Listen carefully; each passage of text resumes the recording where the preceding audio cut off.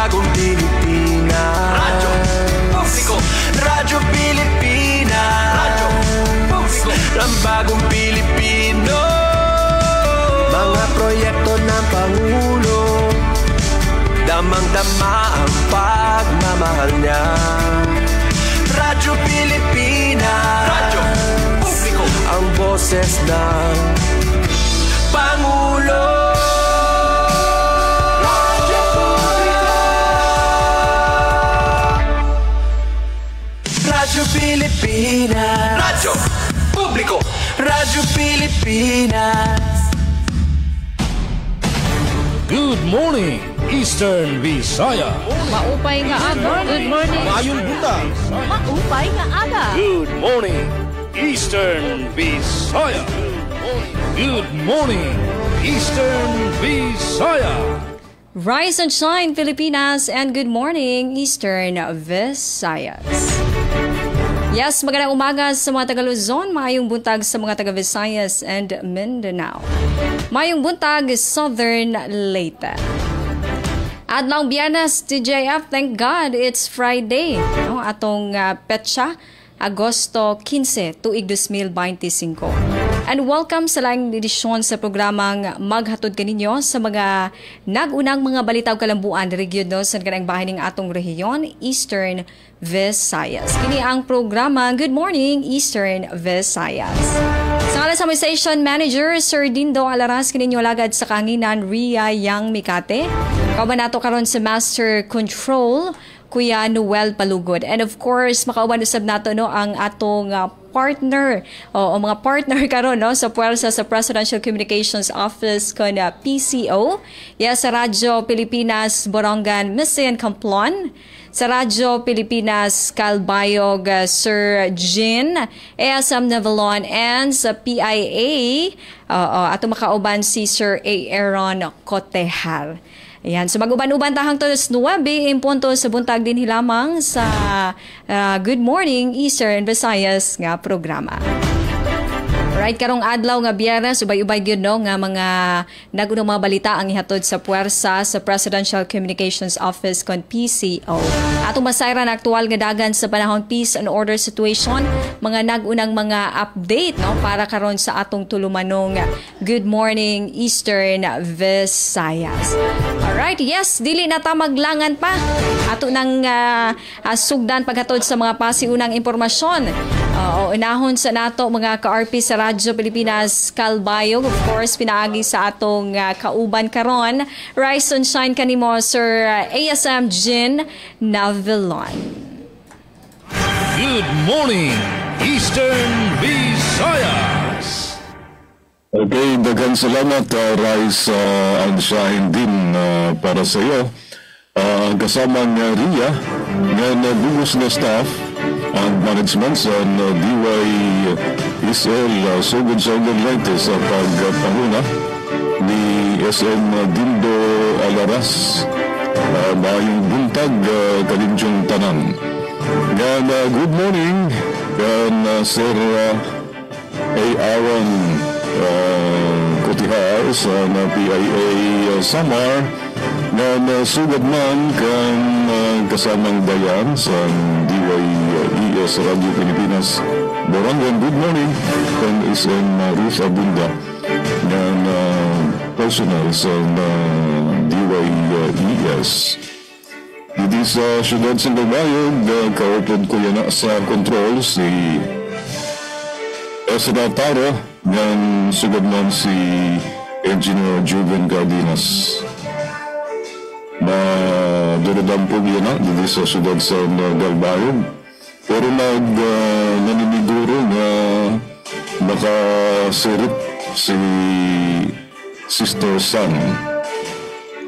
Gabi na kusog ang uran dito sa Bugos na Calbayog City. Nang may pagturo-turahiti sa kaagahon. Maupay na layan na kay nag-ubay-ubay na ang panahon dito sa amin sa siyudad sa Calbayog. Sa peace and order situation, naging mahinyang ang siyudad sa Calbayog para sa mga may naitabo kakulog ng untoward incident pambuno dito sa Barangay Lapaan, Ukindo District. Mga isolated na mga paghitabo din sa amin sa siyudad sa Calbayog. Sa pagtaga-kuryente naman, may dadidi abiso ang sa Nuguuna. Kakulog pa ngayon ini na kaparong sa kuryente. Tingnan alas 10 na agad, nagto alas 2 sa kulog. Kakulog na lang nagamada pagparong sa kuryente sa parte sa San Miguel ng San Roque Street sa Barangay Dumaloong dito sa Gandara. Kung sa installation of 1 unit 50 kVA transformer sa Dumaloong Gandara Sagar.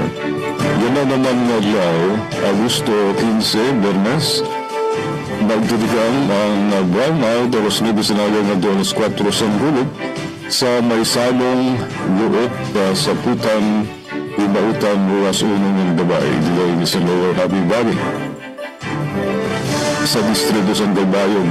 Pero din isang clearing of distribution line 9 a.m. to 4 p.m. naman sa mga barangay sa Pagsalhan, Samar, Lakip ang Dabdap dito sa Bahong ng Kapranasan, dito na Palisan. Pero din isang reconducting of primary line bare to insulated wire sa Barangay Kaluluma, Pagsangan, Samar. Ini nga emergency work ang importante para masiguro ang public safety ng malikyan ng future power outages. Please be with us. Paibaro natin sa Melco 1. Amo na ito ng anunsyo parte sa power interruptions sa Melco 1. Sa pagtaga-tubig, ayaw kang pag-inom sa ng tubig tungkol kay nag-inuran. Siring pa ang mag-alagadiro sa kabukiran sa watershed area na dadara at tumira mga sarang mga ugaw wala sa Amas watershed sa Nitlaso Aguniwanay ang iyo gagamitin na tubig. Tigan sa Facebook post ng Mobile Water Company, kita ang tawag may water interruption, may water interruption, din papasabot na bawad ang supply sa tubig, no water, ang mga konsumidores sa mga masunod na lugar, Magsaysay Extension, Barangay Rawis na do Santa Margarita. Santuni na itsa 12 na yan. Tulog din isang sunog na nahitabo Santo nga Agosto 12 sa Proxete, Barangay Ramaraw, din 15. Ang mga kabaglayan na nautang sa Kalayo. Salut nawadang tubig ang Magsaysay Extension, Barangay Rawis na do Santa Margarita. Sining adlaw. So, maulad itong nakapost sa itong partisan water interruption dito sa Facebook page sa Calbayog Water Company. Dito naman sa Facebook page sa City Health Office nagkamayado sa Rason HIV Primary Health Clinic na pusong din-organize ang HIV AIDS ng PrEP Awareness Session sa Fast Distribution Corporation in sa Samar. Bawat na nakapost ang numero 1 din nakapost na unang post sa City Health Office. Alright,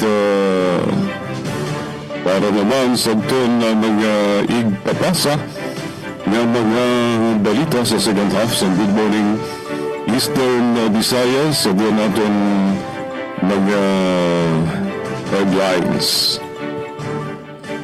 Kaso sa panbuno dito sa Barangay Lupaan, Oquindo District, imbisidaran na sa PNP Calbayog.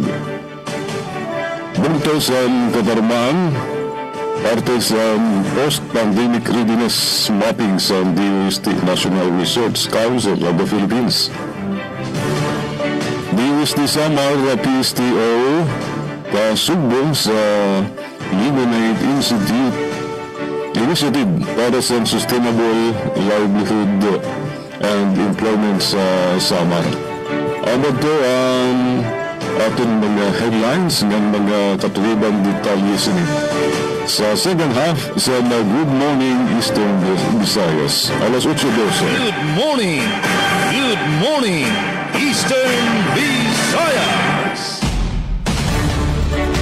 Alright, salamat Sir Jin Navalon sa ibong pasiunang mga impormasyon.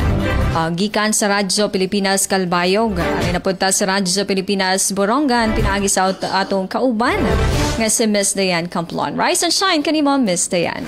Good morning, Eastern Visayas. Yes, rise and shine, Miss Ria Mikate. Thank you so much. Good morning, gihapon natin mga partners, ESM Sir Gina Vilon and Sir Aaron Gatihara. And syempre atin mga sukitig pamati na nagkikita na siling ito na ating live stream.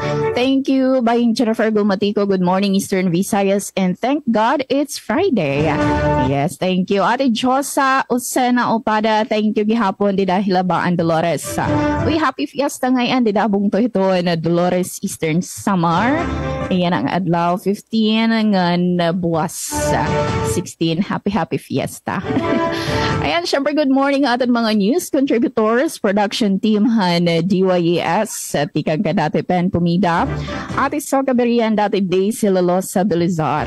Habugas nga persa ito na DYES team, amon station manager at Ruth Bunda. Chief Texter Joy Policarpio, amon administrator Buboy nga nanako na partner di the Master Control, Coach Sir Euphem Bunad Jr. Ayan, bantay panahon din dito na amon probinsya, particular na din dito na City of Borongan yan ang atak na and maupay na itong kasirak ni Mr. Sanda. Pero may panalagsahing pagdalumdum. Ngayon, sumala pa ito na update, 40 to 80% hin chance in pag-uran yan pag-abot ito alas 10. Alas 10 nga da kaadlaway nga da pa ito kaligas. Salit andam la ito aton mga panangga. Ito patigdaay nga pagbuhos hit uran. Okay, kakalapan afternoon in masulog-sulogin natin pag-uran. At 23 degrees Celsius ito natin air temperature with 93% relative humidity. Yan, iba pang update pagtag-kuryente from the Eastern Samar Electric Cooperative, may ada scheduled power interruption. Uwi nga adlaw, alas 9:30 nga da alas 12 ito na adlaw, Habaybay 1, Borongan City. Nga niyan hiton alauna nga da alas 4 ito Kulupag Greenland, Barangay Songko. Borongan City gihapon ano, dara kay magkakamay-ada hin at activities ito ni sa Melco. Additional 37.5 kVA nga 25 kVA distribution transformers and transferring of secondary load to 25 kVA. So bye-bye 1, Borongan nga na Greenland, Barangay Songko ito in affected areas. So para ito niya ang adlaw nga nahiton Saturday. May gihapon August 16, alas 10 ito na aga nga daka alas 3 ito na kalup. Part ito Barangay Bugas, Borongan, nga to Barangay Kasuroy, San Julian ito na affected areas. Diin magkakamayada in installation of line recloser and replacement of insulators and vegetation line clearing. Ito ang Eastern Samar Electric Cooperative. Kaya naman ito pahinamdam pwede matapos hintemprano nga pwede mabalik itong kuryente. Antes pa ito nakaschedule na oras salit para maiwasan ito ang disgrasya. Pahinamdam ito na isamal kong pero may itratong may ada kuryente ito na ating mga linya. Yan, syempre, gin-invite ito ng mga member consumer owners ito ng Isamal kung umatindir iton tipa arabot nga pagbubuhatan Annual General Membership Assembly or AGMA dito on August 30. Yan, last Saturday hiton bulan hit Agosto. Tikan hiton alas 9 taga nga alas 4 hiton kalupa. Din itong mga venue in Central Area Office, San Julian Tolorente, Adiha Baybay Boulevard, Borongan City. At North Area Office naman, sulat to Hipapad, Esukan Avid Gym, nga na South Area Office, Ernani Tulawaan, Tugiwan, Hakinapundan Gym, ito ang venue. And syempre, sabay-bay lagi hapon kita itong mga masunod pang updates sa 43rd Annual General Membership Assembly hiton Isamalco. Diin may ada tema Beyond Power, Electric Cooperatives Empowering Communities, Changing Lives. Yan sangkay Peso Borongan City niyan hiton August 28 to 29 at doon mga interesado magtrabaho pa lang yaw. Magkakamay din special recruitment activity ito na PESO at ito na Principalia Management and Personal Consultants Incorporated. Dito ito in Borongan City Hall Lobby alas 8 agang at alas 3 ito in Kalapa. May ada pa duha pa kasimana antes ito in August 28 to 29. Hiring para ito mga skilled workers nga ito naman halang yaw. Yan, oras sa 17 minutos na nakalabay, alas 8 sangkay. Adi naman ito na aton mga laray uluhan na hikayhan na DYSTM. 5,900 senior citizens sa syudad hiton Borongan, makarawathin 6,000 pesos sa monetary allowance tikang lokal ng pamunuan. PhilHealth ginpatas ang health package benefits iginlatag ang 5 pangunang klase hin benepisyo. Gan 5.4 kilos nga ginsususpet saran cocaine hinkitaan hin para pangisda. Dito naman Ernani igintubyan ha mga otoridad. Iniugadton detalye niyan pagbalik phase 2 atin taramdan. Good morning Eastern Visayas. Back to you Miss Ria. Good morning, Eastern Visayas. Alright, daghang salamat Miss Dayan no sa imong pasiuna nga mga impormasyon. Alright, gikan sa Radyo Pilipinas sa Calbayog and Borongan, ari na punta no sa atong partner sa ang Philippine Information Agency kun PIA atong sayra no ang mga latest update diha no sa summer pinaagi sa atong kauban karon nga si Sir Aaron Cotihar. Right, sunshine kanimo Sir Aaron. Good morning, Eastern Visayas. Yes, Miss Ria, mabuhay and rise and shine. Maupay gihapon nga agad idaha iyo station, Sir Jean and Miss Dayan. Maadjong buntag, sugad man ha aton mga Facebook Live viewers at ngan soki nga mamarati. Uy, sakto yada, payday, Friday. Ako Aaron Cotihar, taga PIA Summer, makakapod niyo yan ang edition. Para naman ha aton power interruption updates, tigang ha sa Melco 2. Paimatngon ha aton mga kasangkayan ha poblasyon, San Sebastian, Kamanhagay, Buntod, Dolores, Kabaywa, ngan Inubangan.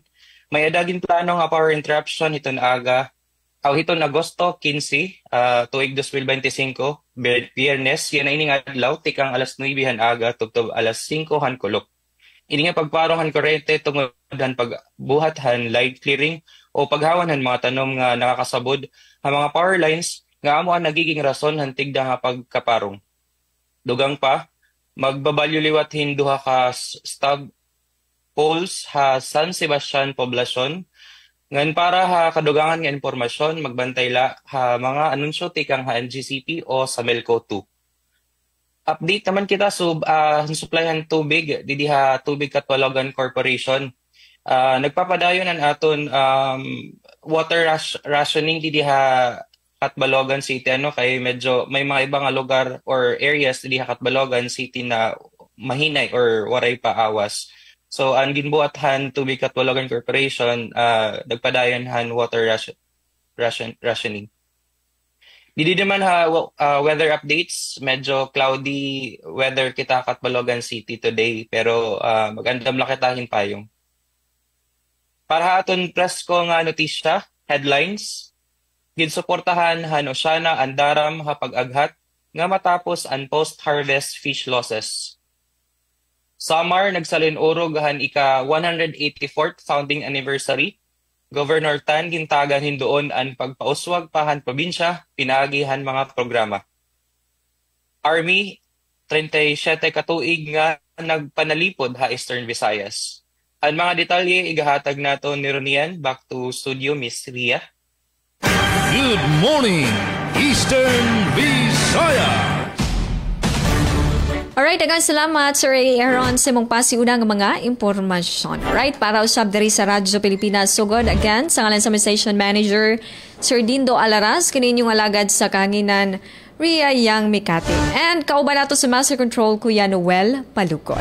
Right, update sa atong panahon, no? Sa gyud ka madag-umon and mabugnawon gyud, no? Ang kabuntagon diri sa atong probinsya sa Southern Leyte tungod nakita na puno gyud sa baga-baga nga panganod ang kawanangan. And gani sa iyo sa buntag gyud kaganihan nag-alindahaw, no? Particular na gyud diri sa lungsod sa Sugod. And sa peace and order, generally peaceful raman hinuon, wala ra kayo mga dagkong panghitabo or kagubot ang na-record sa atong kapulisan. So gyud no sa 24 ka oras nga nakalabay. And by the way, karong adlaw no adunay ubay-ubay nga mga kalihukan diha sa Dakbayan sa Masen. So definitely nga ato pong kapulisan naka-alerto kay o karong adlaw gina sa ulog nato ang Feast of Our Lady of Assumption no para sa simbahang Katoliko.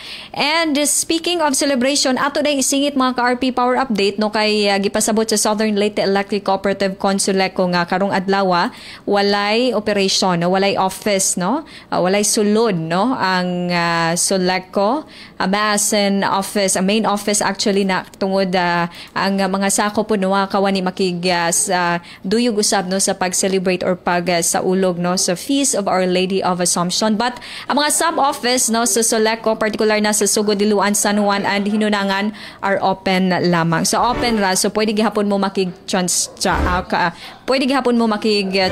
no sa atong mga miyembro consumidores. And by the way, walay gipagawas pa pod no ang Soleco nga scheduled power interruption karong adlaw or sa weekend, but ang latest silang gipasabot no ang hinungdan sa unscheduled power interruption kagahapong adlaw Agosto 14. Then affected ang portion diha sa Mac Sugod, entirely Bagon area to himay-angan Diluan tungod sa Toppled 3 nga naigo gyud dito sa distribution line sa barangay Magaupas, Liloan. And in addition po niya mga ka-RP no kagahapon gihapong adlaw aduna gihapoy unscheduled power interruption mga alas 12:40 no sa buntag.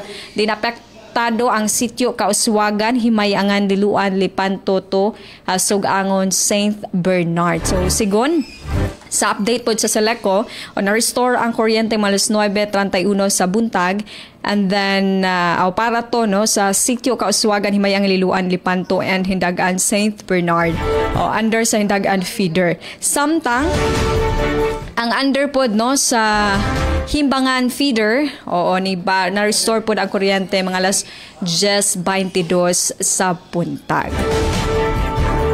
Gikan sa power update, water update, wala naka-schedule nga pagputol no sa linya no sa tubig no. Last ang scheduled mga ka-RP ni adto pang Agosto 13 dito sa San Jose Antampuong. And mao gihapon awhag sa management no sa Sugod Water District nga dapat bayaran gyud no ang inyong obligasyon no para of course dili pud mabugto gyud no ang serbisyo sa Sugod Water District.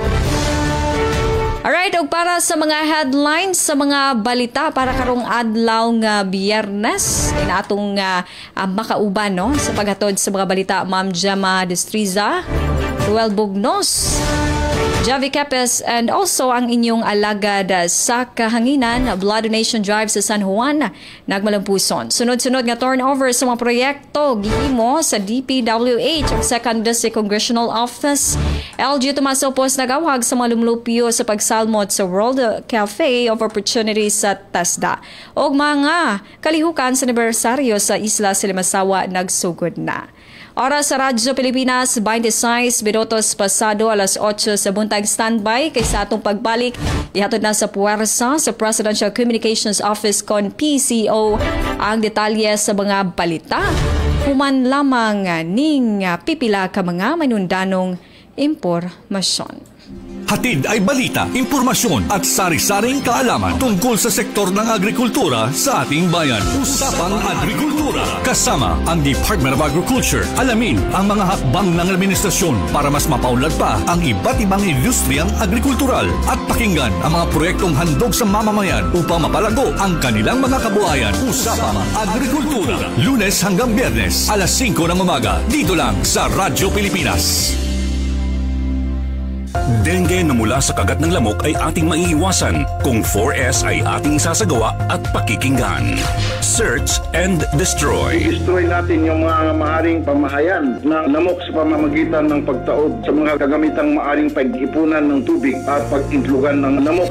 Self-protection. Ito ay pamamagitan ng pagsuot ng damit na may mahabang manggas o pantalon o maaring paggamit po ng insect repellent. Seek early consultation. Unang simptomas pa ng katulad ng pananakit ng tiyan, tuloy-tuloy na pagsusuka, pagdurugo ng gilagid o ilong, pagkapagod o pagkabalisa, dapat po kumonsulta na tayo sa pinakamalapit na health center at doktor. Support fogging and spraying. Sa mga lugar lamang na may pagtaas ng kaso ng dengue.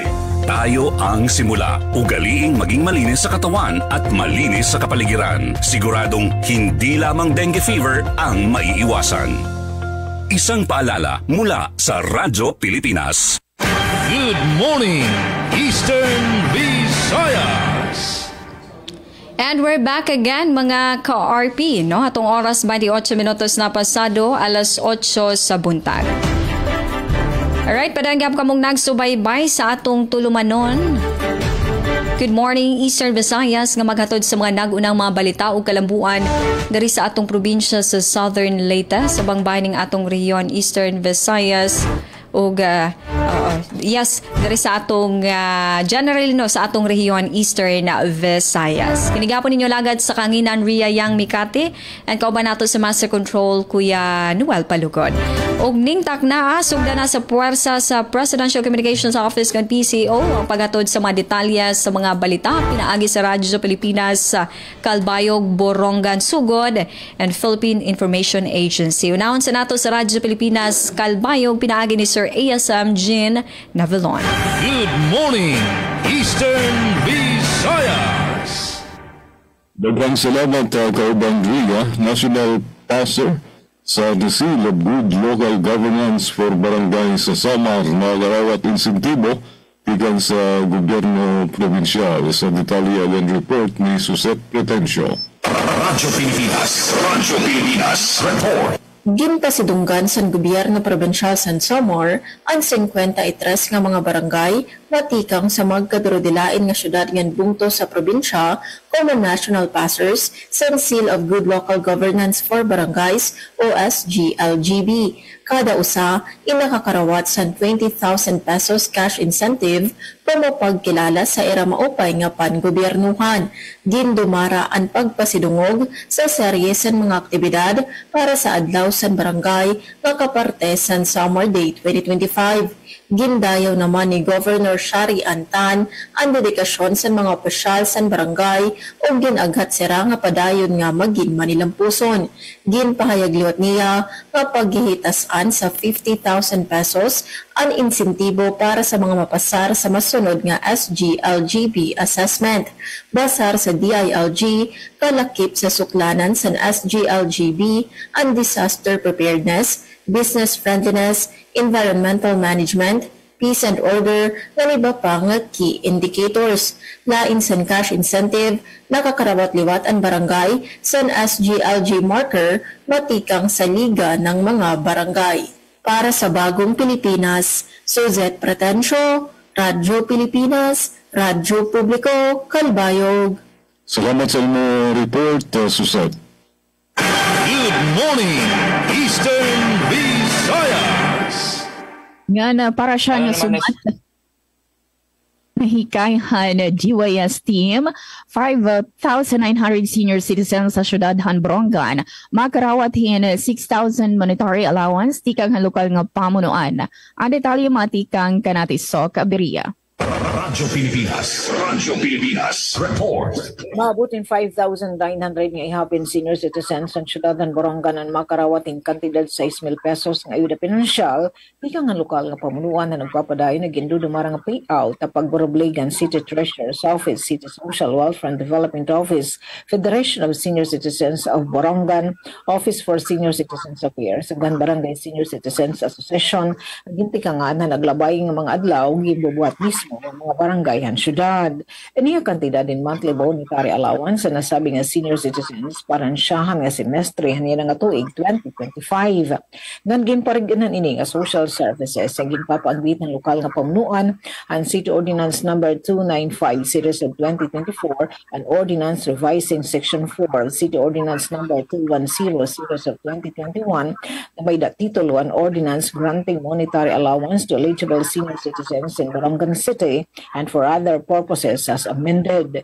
Kundi na Section 4, hindi nga ordinansa iginmamando aton 1,000 pesos nga monthly monetary allowance nga aton eligible senior citizens sa syudad ng Borongan, senior citizens nga diri po ang social pension for indigent senior citizens program ng gobyerno nasyonal.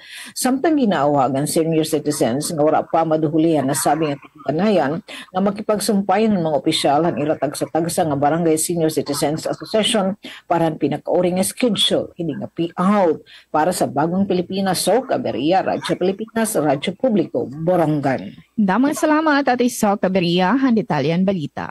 Good morning, Eastern Visayas! Alam naman na siya nga balita di Dia Samar, ginsuportahan na siya na ang daram hapag-aghat na matapos ang post-harvest fish losses. Pamatiyan tan akong report. Para makadamuin mabibingwit nga isda, nagtitikang pagpadagat hit alas 4 aga ang 50 anyos nga mga risda na hi Arnel Rial, taga Daram Samar. Pagabutan kaudtuhan, nabalik iya nga may dara na nga lawayan o soos ngan pasayan. Pero agsob, an iya nadadakop inadadaot la antes ito mabot ha merkado. Sumala Hanusiana, Philippines, ang mga paropangisda kadagatan han Samar, labi na hadaram, inawawarayan hin mga 40% han era nadadakop tungod han post-harvest losses. Usa ini naging kikita ang kawaray ice, cold storage, ngan maupay nga fish landing centers.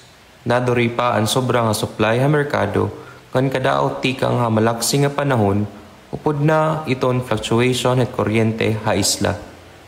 I Attorney Rhea Iray Frosard, Campaign and Research Director ha Oceana, Philippines, nagsiring nga ang daram insakto nga lugar para ha reduce fish loss, boost livelihoods campaign, tungod han kadako han era municipal waters nga nasobra 41% nga poverty rate.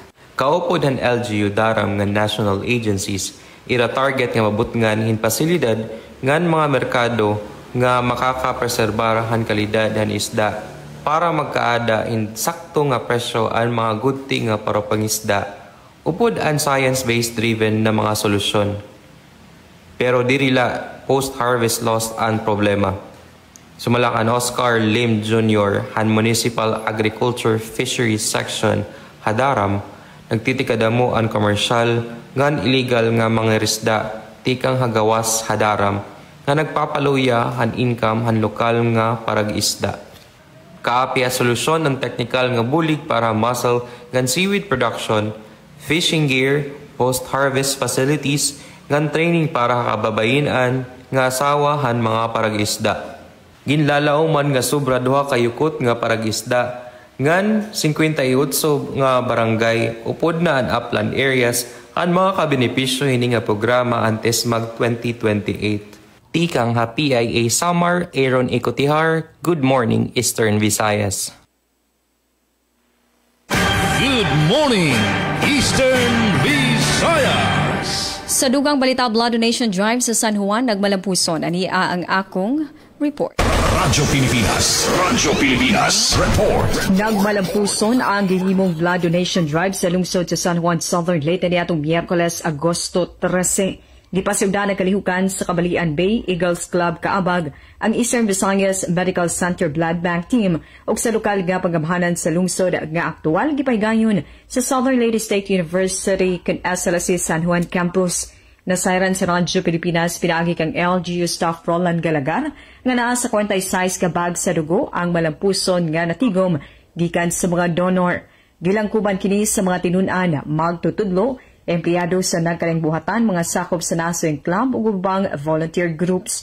Pulos miagi sa health screening nga gi-assess sa mga medical professional ang maong mga donor aron masiguro nga luwas ug hapsay ang proseso sa blood donation. Balita gikan sa lungsod sa San Juan. Para sa Bagong Pilipinas, Ria Mikati, Radyo Pilipinas, Radyo Publiko. Oras sa Radyo Pilipinas, 7 minutos pasado alas 8 sa buntag. Good morning, Eastern Visayas. Ang bayan sa Gandara, latag ang seguridad ng proyekto ng patubig sa regular session. Sa detalye na balik si Suset Pretencio. Radyo Pilipinas Report. Igindumara sa 20th Sangguniang Bayan sa Gandara ang ikaduha nga regular na session para sa bulan sa Agosto kakulop Agosto 14 sa Sangguniang Bayan Session Hall. Kalakip sa mga ginisgot ang pagpapakilala sa bagong nga Acting Chief of Police in Bungto na si Police Major Kent Rivas nga nagpahayag sa suporta sa pagpaparig-on sa kahimyangan kahapsay. Ginharampangan liwat ang presentasyon matikang sa Municipal Planning and Development Office ng JE Hydro and Bioenergy Corporation mahitungod sa potable water project nga nagtutuyo maghatag mas malimpyo ng talwas nga remnon nga tubig sa komunidad. Ginisgot paliwat durante sa sesyon ang pag-andam sa seguridad ng kahapsay para sa tiarabot nga Gandara Town Fiesta agud masiguro nga magiging talwas nga malipayon ang selebrasyon. Para sa Bagong Pilipinas, Suzette Pretencio, Radyo Pilipinas, Radyo Publiko, Kalbayog. Salamat sa nimo report, Kaupod Suzette. Good morning, Eastern Visayas. Yan halay nga sumat na hikayhan DYS team, PhilHealth, ginpaytaas ang health package benefits. Iginlatag ang 5 nga pangunang klase na benepisyo. Ang detalye matikang kanatipen pumida. Radyo Pilipinas Report.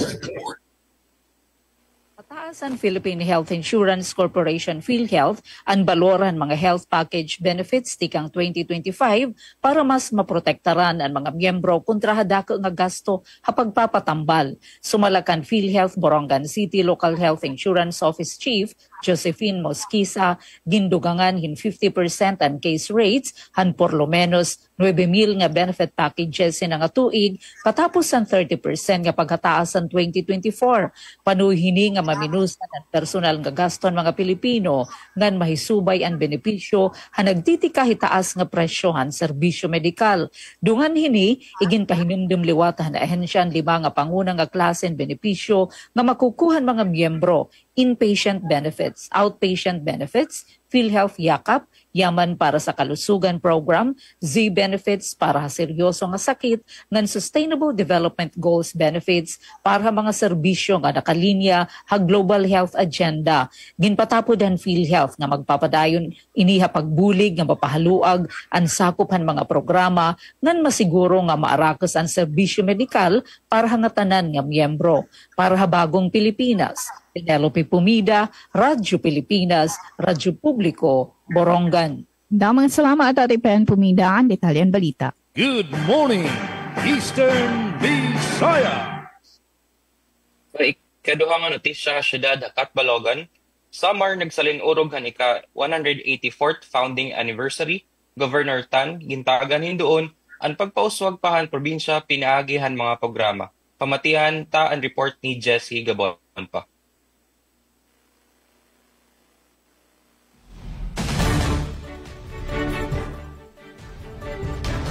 Pagpakusughan mga serbisyo ng mga pitad para padayon nga progreso ang Samar.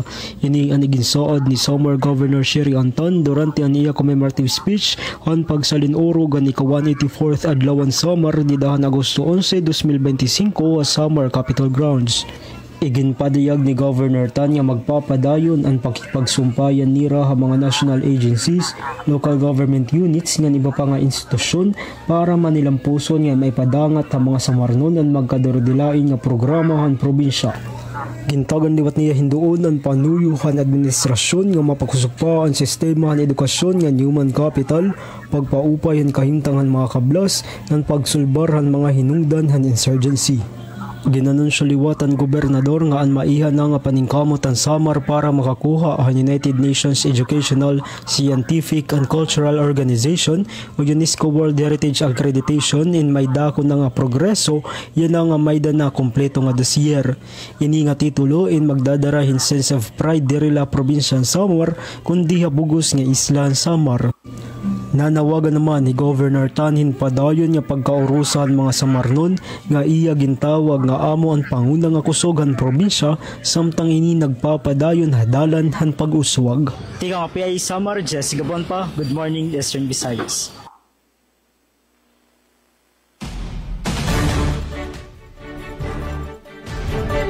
Good morning, Eastern Visayas. Sa laing bahin, sunod-sunod nga turnover sa mga proyekto gihimo sa DPWH o sa 2nd District Congressional Office. Sa niyang report ni Ma'am Jama Destriza. Radyo Pilipinas report. Sa balitang lokal, sunod-sunod karon nga mga turnover sa mga proyekto nga gihimo sa DPWH uban sa presensya ni Congressman Kukuyap ang gi-turnover.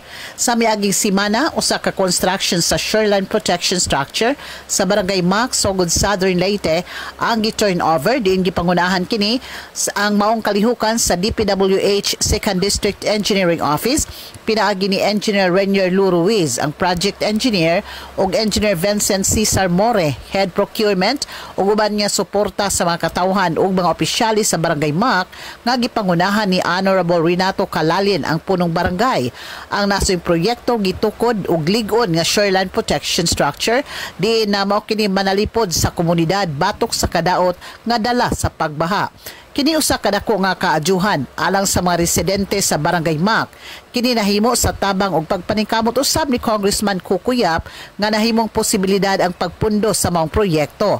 Sa panagiusa sa mga ahensya sa gobyerno ug lokal nga mga leaders, magpadayon ang pagkigtambayayong ni Congressman Kukuyap alang sa kaadyuhan sa Tibok District 2. Balita gikan sa DPWH ug sa buhatan ni Congressman Kukuyap para sa Bagong Pilipinas, Gemma Destriza, Radyo Pilipinas, Radyo Publiko. Daghang salamat Ma'am Gemma sa detalyes sa maong report. Good morning, Eastern Visayas. Insidente sa pangbuno ginaimbestigaran sa Kalbayog PNP. Usang insidente sa pangbuno ang naging report sa Purok 2. Barangay Lapaan, Occidental Bayog City, sa Agosto 13, 2025, banda alas 4 sa Kulop. Ang biktima, din kilala si alias Ray, 49 anyos, Paraguba, na ang sa nasabing barangay. Sigun sa statement, samtang siya nagigigambang sa usang barangay Kagawad, umagi ang suspect na si alias Ando, 44 anyos, sakay sa motorsiklo nga may ginbuhian na pulong. Paggalabay sinig bumalik ang suspect, gantig na siya ginsuntok sa 3 beses na ginbuno gamit ang iya punyal sa luyo. Nahimos ang biktima nga tumakas nga nagtago sa usang balay. Igang dito, umakado siya sa SAF detachment sa Barangay Tarabucan o Rindu District agud mga aros ang bulig. Dagmit siya dara sa Kalbayog District Hospital para magpabulong. Dagmit nga naghimos ang hot pursuit operation ang natawagan sa Kalbayog Police sa larom sa pamumuno ni Police Lieutenant Colonel Denver L. Revita. Ito sa Kalbayog City Police Station, ganyan ay ginandam ang mga dokumento para sa pag-file sa kaso laban sa suspect. Sa ring pas ang hepos ang Korpo de Polisiya sa Galbayog. Kumo kabulig niyo sa seguridad, di siguro namin na waray pagalampason ang insidente na pangbuno sa barangay Lapaan. Ginpoprotiran namon ang katungod sa Ngada Mulipyungan sa siguraduhin namon na mapapangagot ang may kasalanan. Hindi naabot namon ang tanan na makunsa na makigbulog-bulugay para mapabilin ang kailangan sa ating komunidad tulad pa ni Police Lieutenant Colonel Rodita. Alas 8:46. Eastern Visayas. Samtang kadugang nga sumat na ikayhan DYS team 5.4 kilos. Nga ginsususpet sa cocaine, hingkitanin para pangisda Hernani. Igintubian ang mga otoridad. Ang detalye matikang kanati Daisy Lalosa Belizar. Radyo Pilipinas report. Isa nga para pangisda nagtubyan hinunom nga pakete hingin sususpit sa cocaine nga iyahin kita na baybayon ng Barangay Carmen, Bungtan Hernani, Eastern Samar, kakulupan aga Agosto 14. Mga alas 12 San Udto, personal nga nasingato ay Hernani Municipal Police Station ang 52 anyos nga para pangisda nga residente na sabi nga barangay para i-turn over ang substance nga aksidente nga hinkitaan. Sumalapa iya banda alas 11:45 aga kakulup iya kinita ang mga pakete samtang nananagat baybayon ng barangay. Dayon naman nga nagresponde ang mga tauhan ng Hernani MPS nga pinamumunuan ni Acting Chief of Police Captain Ronji Sidro nga nasingato Barangay Hall han Barangay Carmen base karawaton ang nasabi nga mga item ha presensya han mga opisyal han barangay. Ang mga nakuha nga butang amoy unom nga pakete gintatahapan cocaine nga may ada kabugatan 5.4 kilos. Ini nga mga item ingindara PNP Laboratory o crime laboratory para in chemical analysis. Samtang dayon naman nga ginsecure han Police Regional Office 8 ha pangunguna ni Director Police Brigadier General Jason Capoy an igin turnover nga ginsususpitsaran illegal nga droga. Gintagan hindo ni Capoy nga ini nga hitabo nagpapakita ng importansya han kooperasyon habot nga han komunidad ngan kapulisan para mapudngan ang pagsarangan illegal nga droga ha mga komunidad.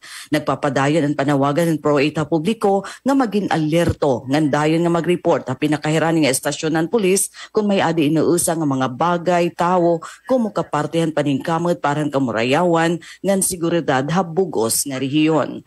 Paran Bagong Pilipinas, Daisy Lalosa Belizar, Radyo Pilipinas, Radyo Publiko, Borongan. Damang salamat Ate Daisy Lalosa Belizar, ang detalyan balita. Good morning, Eastern Visayas. Ang katapusan nga sumat ha probinsya ng Samar, Army, 37 katuig na nagpalalipod ha Eastern Visayas. Kamatiantan report ni Ronald Roma.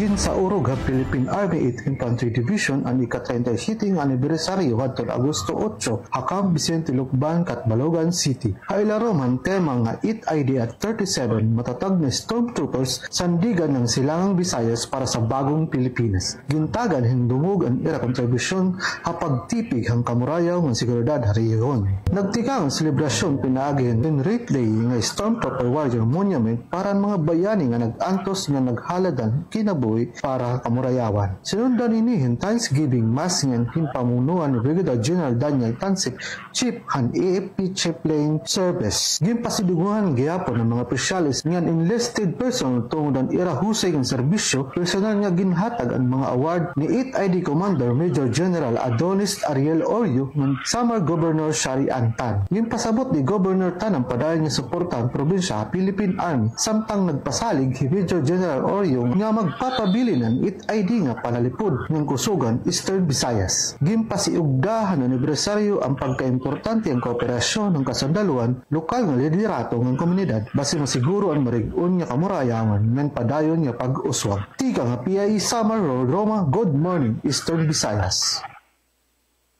Good morning, Eastern Visayas. Samtang sa dugang balita, LG Tomas Opos nagawhag sa mga residente sa pagsalmot sa World Cafe Opportunities sa TESDA. Niyang report ni Ruel Bugnos.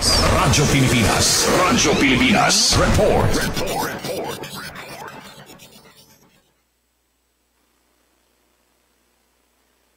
Ang lokal nga kagamhanan sa Tomasopo Southern Leyte pinagi sa Office of the Community Training and Employment Coordinator nagpahibalo sa katawhan sa lungsod sa ipaigayon nga World Cafe of Opportunities sa Dakbayan sa Masin karong Agosto 20 tuig 2025. Kini pangunahan sa Technical Skills and Development Authority kon TESDA Southern Leyte Provincial Office atol silang ika-31 nga anibersaryo. Ang tema ning maong programa mao ang Bridging TVET Graduates to Livelihood, Employment and Entrepreneurship Paths. Sa gipagawas nga impormasyon ni CTEC Designator Peter Tambis, iyang giauhag ang mga lungsuranon nga interesado sa pagduol sa sekretary sa barangay o pwede usab nga bisitahon ng buhatan sa peso manager alang sa dugang kasayuran. Gawas sa trabaho nga itanyag, aduna po'y mga ahensya sa gobyerno nga matanyag sa ilang mga programang serbisyo. Lakip na usab ang mga serbisyo gikan sa mga financing institutions. Balita gikan sa lungsod sa Tomas Opos para sa Bagong Pilipinas. Roel Bugnos, Radyo Pilipinas, Radyo Publiko. Oras sa Radyo Pilipinas, 52 minutos pasado alas 8 sa buntag. Good morning, Eastern Visayas. Naglugos sa lusang Batanon nga Daravita dito sa Barangay Diaz, Gandara, Samar, dakop sa kapulisan. Pinagi sa maayos ng gintigog na operasyon sa kapulisan, matagumpay na nadakop sa mga tauhan sa 1st Samar Provincial Mobile Force Company sa pahuna ni Police Lieutenant Rohel Mendoza, Operation TCO, ilarom sa direkta ng supervision ni Police Major Norman Yapong Jr., Force Commander, ang isang lalaki na may kaso statutory rape sa Barangay Diaz, Gandara, Samar, bandalos ng San Gabi sa Agosto 13. Ang akusado, nakilala si alias Nato, 68 anyos, waray asawa, ng residente sa Barangay Diaz, Gandara, Samar. Siya nadakop sa bisa sa warrant of arrest para sa kaso ng statutory rape na ginpalusad sa korte sa Pebrero 22, 2005 na may waray ginrekomendang piyansa. Sa operasyon, maayos na iginpaibaro sa akusado ang tinigangan sa pagdakop sa iya na niya makatulog pandao o man ang dokumentasyon sa istasyon sa 1st Samar Provincial Mobile Force Company. Siyang ginbahin sa Albayog City Police Station para sa kaduwangan ng proseso ng pagtubang sa korte. Diri kami maundang tugtog diri na papanagot sa balaod ng mga kriminal. Ang kabataan na nangay proteran, diri ginpapagimulsan. Waray lugar sa susidad para sa mga nag-abuso sa mga inosente. Payag ni Police Major Cat Ong Jr. Dayon na parigunan sa 1st Samar Provincial Mobile Force Company ang dedikasyon sa pagpapabilin sa katuwayan ng kabingawan sa komunidad pinagi sa waray undang na paglamat sa dumatao na may ginatubang kaso. Para sa bulig o report na iusumbong, ipadangat lang sa hotline 0956-446-0025 Globe o sa Facebook page sa 1st Samar PMFC. Email spmfc.sppo@yahoo.com, all small letters. Oras natin, may nga sa 6 minutos, antes ita mag-alas 9. Good morning, Eastern Visayas. And para ultimo sumat na ikayan DYSTM, Croyca Eastern Samar Government na dumaray na workshop para rehabilitasyon Hana Felipe Abrego Memorial Hospital. Ano Korea International Cooperation Agency or COICA, hapakigsumpayan ha Felipe Abrego Memorial Hospital or FAMH nga ha Eastern Samar Provincial Government in Malangpuson nga nagdumaray duha nga major workshops. Hadto na kalabay nga simana ilaram ha FAMH Rehabilitation and G1 Interlocal Health Zone Project. Ang workshop ay naka-focus sa pagandaman ng FAMH para ng Department of Health Birthing Center ng Level 1 Hospital Certification. Ug sugad man pagplanohin strategic relocation hito na bag-ong hospital facility. Gintagan doon ang aktibidad in hospital system reviews, staff and equipment logistics assessments, ng emergency preparedness planning. Ang mga stakeholders sa gikan Hakoyka, local government hospital staff ngan health agencies nagkaarusa hining 3-day sessions. Ang masunod naman nga workshop pinakatalan hiton maabot nga Setyembre. Diin kataliwanin susundanhin invitational training ha Korea hiton Oktubre. Diin ang mga participantes in mag-obserbar hin hospital best practices. Ang proyekto may panuyong maporsa iton healthcare services sa Giwan ngan sugad man mapakusog iton health system palibot ha probinsya hiton Eastern Samar. Ini nga impormasyon natin na hikay pinaagihan Eastern Samar Provincial Information Office. Aton oras may ada nala 4 minutos ug samag alas 9. Good morning, Eastern Visayas. Yes, Sir Aaron, para sa imong hinapos nga mensahe.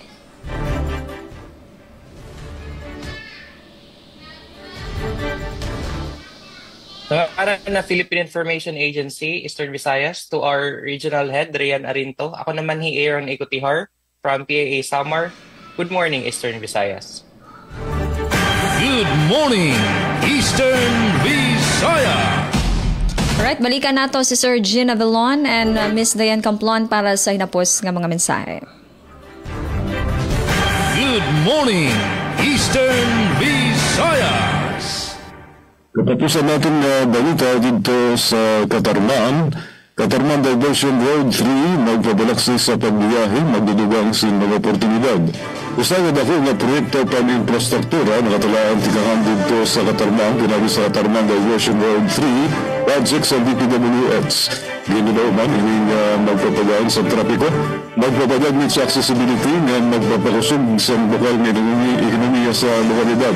Sa meeting, sa munisipyo, kakulog ng presentar sa mga engineer tigan sa DPWH sa National, ang district offices ang disenyo ng technical na detalye sa proyekto kan Mayor Dayan E. Rosales, kaupod ang engineer sa Municipal Engineering Office, ang Municipal Assessor ng mga punong barangay sa Kawayan ng UEP Zone 1. At tunuwatong mga representante sa EFCDC Construction na maawang nagtatrabaho sa construction nilaron sa Sustainable Infrastructure Projects, Elevating CAPS, SIPAG, Access Roads, Projects ng DPWH.